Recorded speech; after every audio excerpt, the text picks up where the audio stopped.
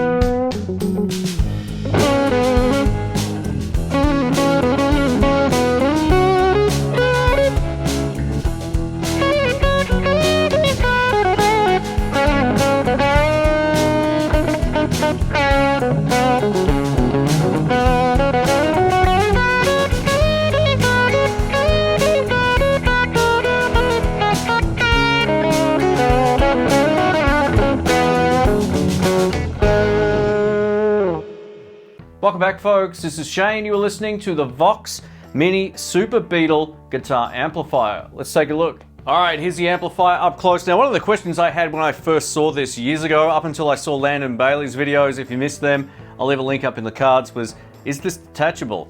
It absolutely is. One of the cool things about this is you can orient the cabinet any particular way you like. If you want to have it more on the side, you can have it that way as well, but the foot pegs are on the bottom, so it is designed this way up. But if you need to save a bit of space, it will kind of click together fine just by laying on the side. Let's firstly take a look at the cabinet. Here's the speaker cabinet up close. I love the look of this. After owning an AC15 and an AC30, this just fits right along there aesthetically. I really dig it. Here's the back of the cabinet, and as you can see, we get an open back. Up here is where we plug the speaker input jack from the amplifier head into here. We get a 50 watt 8 ohm G10R speaker. Now, this is a Celestion speaker. Even though it's branded Vox here, it is branded Celestion at the top. Here's the amplifier head. The first thing you'll notice when you pick this up is that it weighs absolutely nothing. I swear, it feels lighter than my camera that I shoot with. So yeah, it's almost like there's nothing in here. That's how it kind of feels when you first pick them up. Now, if we take a look at the top of the amplifier, we get all the main controls here. We get a master volume over here, standby on switch, reverb, tremolo, bass, treble, and gain. So it's a one-channel amplifier that you can get some clean tones by turning the gain control down and cranking up the volume, which will give you more of a clean, or you can crank up the gain control and bring back the volume a little bit if you want to get more of a rock and dirty tone, and we'll try all of those different tones in this video. Now, the tube inside of this is a new tube 6P1. Something that I'm pretty unfamiliar with as of shooting this video, but it does have a warmth about it, so whatever they've put in here definitely feels good to play. Now, this is a 25 watt amplifier head that can run at a maximum of 50 watts depending on the ohms. Over here we have the impedance selector, so for this particular cabinet we have to leave it on at 8 ohms, and that will allow the amplifier to function at its best. If you've got a different speaker box that might run at 4 ohm, you'll be getting the full 50 watts of this amplifier. We also have a 16 ohm load over here, which drops it down to 12.5 watts. On the back we have a power input. It also comes with its own power supply. It's not one of those kettle jack ones. It requires this weird sort of 19.2 volt power supply that you plug into the back. So you do get it with it obviously, but it's not a conventional kettle plug. It's a little disappointing there, but not the end of the world.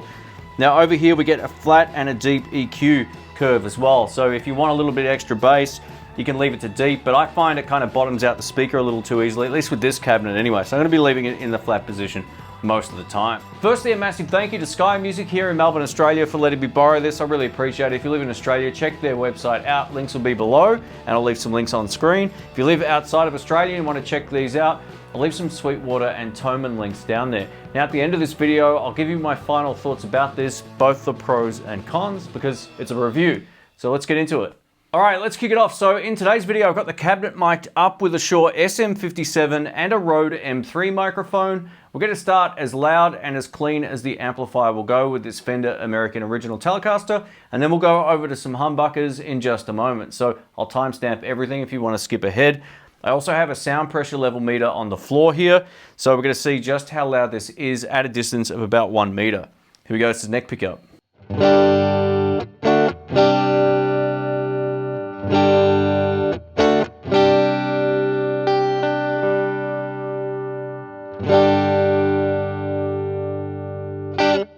Pretty loud. It comes in at 105 decibels. So yeah, it's definitely packing a bit of a punch. The more I turn up the drive, it's probably going to increase the overall volume, but already it's pretty loud.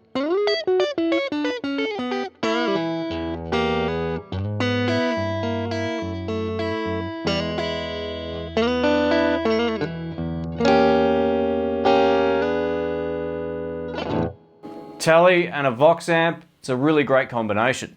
And now let's try it with the gain up at around 12 o'clock and with the volume down a little bit. It's pretty loud even like this, so let's give it a go.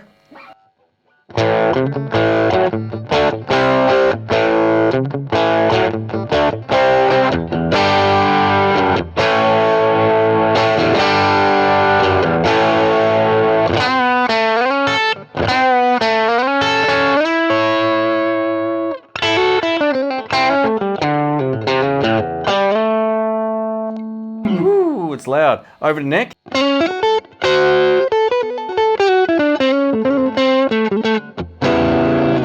So yeah, that's the Vox tone.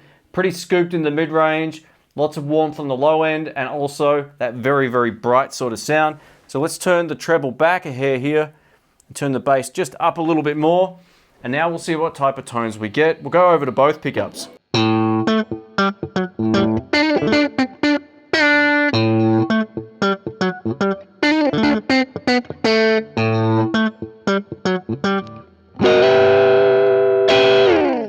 So super funky, nice and spanky. It's got all the stuff that a Vox amp has, and it's an extremely bright amplifier. Even to Vox standards, it feels like it's got a lot of bite on the top end. Without changing anything on the amplifier, let's go over to my Tokai Love Rock made in Japan electric guitar. This is basically like a Les Paul. Bridge pickup.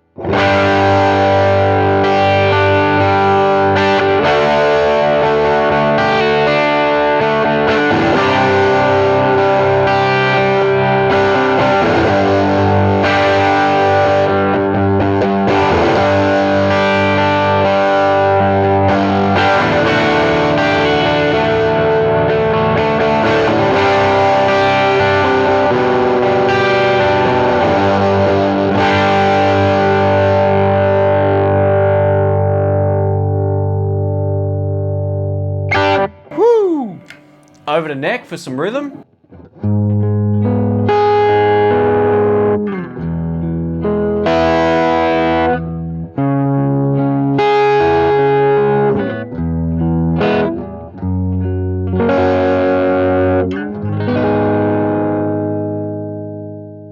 Volume control down.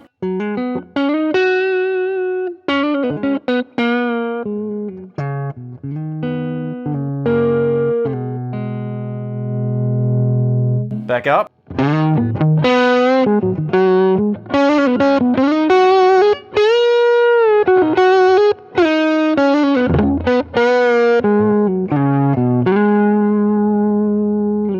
It's just starting to feel like the speaker won't be able to cope with too much more gain, but I'm going to crank it up anyway.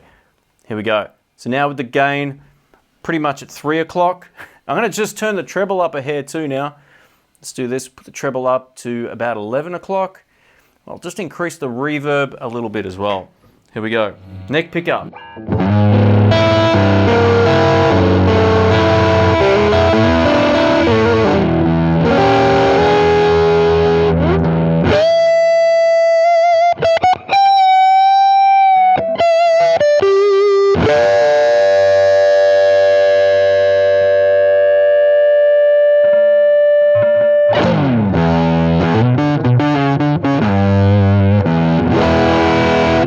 Yeah, so that's about the point where I think, at least with humbuckers, the speaker feels like it's not coping quite as well as it was before. So I'm just going to turn the volume back just a hair. Let's give this a go.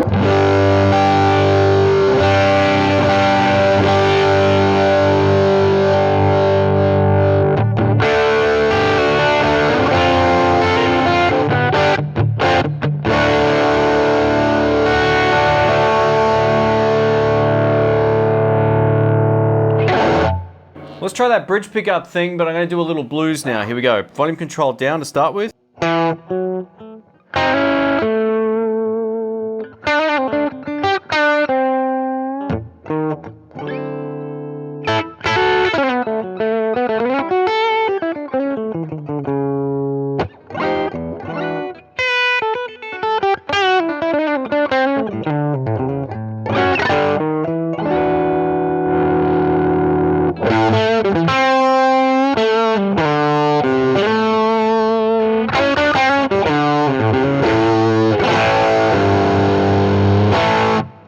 Really interested to see just how that comes up on the recording. Let's try it now with the gain cranked. I've also just backed off the volume and the bass a little bit more as well. So bridge pickup, here we go.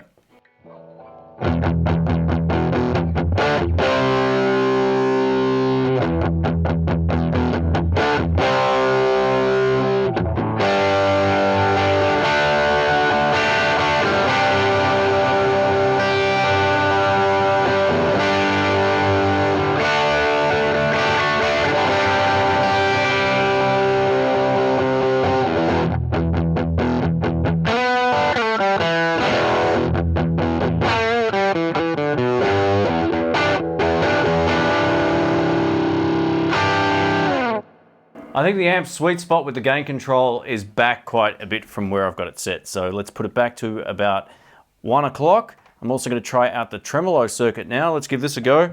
The trem on all Vox amplifiers is great. I'm a big fan. I had an AC15 and a 30, and one of the standout features on both of those was the built-in tremolo. So let's take a listen. It's too fizzy. Let's turn the gain down, volume back up.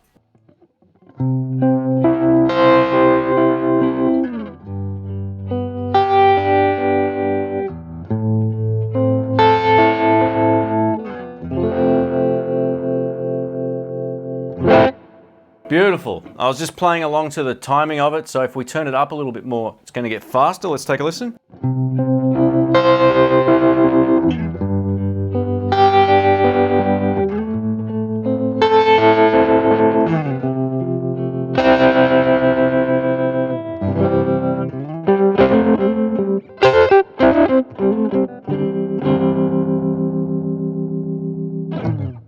Thanks for watching, folks. My name's Shane. So what do I think of the Vox Mini Superbeetle amplifier? Now, it's got its pros and cons. One, it sounds great clean, and it's fairly loud clean, but it's much louder with a bit of drive in the signal. So keep that in mind if you're thinking about buying one of these. You can absolutely use this for home practice. No questions about it. The reverb is really nice, the tremolo is really nice, and it sounds good at lower volumes. Now, is this loud enough to gig with? In my opinion, absolutely not. It's loud, and it came in at over 105 dB on the sound pressure level meter, but that doesn't translate to being gig loud. So maybe you'll get away with this at a really small gig mic'd up or something like that, but there's no way this would keep up with the band, mostly because of the speaker size. Now, if you were to take this head and put it on a 2x12 or something, it would be plenty loud. So yeah, the speaker cabinet and the speaker size is what's stopping it from being at its loudest. But that said, the tones of this thing were great. It did get a little bit weird with the gain pushing the amp, most of the way. So if you do wind the gain all the way up, it gets a little squishy and weird. So back it off a bit and you get some really great tones. Now, I know I haven't tested this with any pedals or anything like that. If you'd like to see that down the track, let us know. I just wanted to cover the basics of this amplifier because I've seen this around for years and I've heard it, but I've never actually used it. So it's been really cool. A massive thank you to Sky Music for letting me borrow this. I really appreciate it. If you want to find out more about it, links will be below. If you live outside of Australia, there'll be Toman and Sweetwater links down there. They help support the channel at no extra cost to you. So overall, this is great. I really love the reverb. I really love the fact that Tremolo is as good as it is, and it looks cool. And being that it's got that nano tube or new tube technology in there, I should say, it sounds pretty cool to my ear. It just does get a little bit weird once you start maxing out the gain control. That said, I think though, through a better speaker box or a bigger speaker, like a 12-inch speaker, maybe a Swamp Thing or some other Celestion, it would sound killer. But yeah, as it is, great little practice amplifier. I would treat this more like something you could maybe take to rehearsals, possibly, but more so just for having some fun at home. I love the very small footprint of it. I think it's great. It's in place now of where my Fender would normally sit, and it looks empty back there. That's how small this is. Just to let you know, I've got more Vox amplifier videos on the way, so stay tuned. Let us know what you think of this. If you already have one, post below. Let me know your thoughts about it. Thanks again for watching. Catch you soon. See ya.